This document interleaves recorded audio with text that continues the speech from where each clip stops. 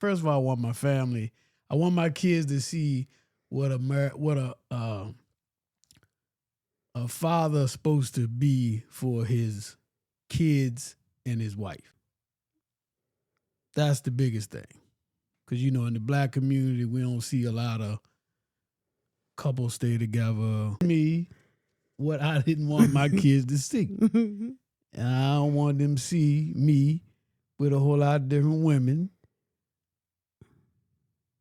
And I wanted them to see what a father was supposed to be like. And I do want them to see that, hey, this is what you're supposed to be, man, and what you should strive for.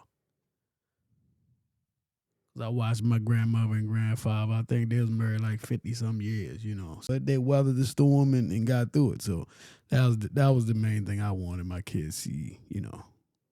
So when they find a man, they can be like, all right, look, this is what you got to do. Like he's the one. Yeah.